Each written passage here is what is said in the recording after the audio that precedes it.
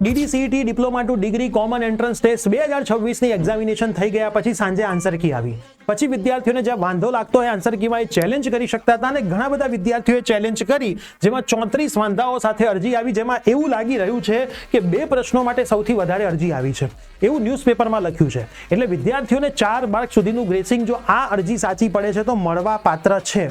તો હવે એકચ્યુઅલ આપણને થોડાક જ દિવસોમાં ખબર પડી જશે જ્યારે ફાઇનલ આન્સર કી આવશે કે વિદ્યાર્થીઓને ડીડી સેટની એક્ઝામમાં કેટલું ગ્રેસિંગ મળી શકે એમ છે.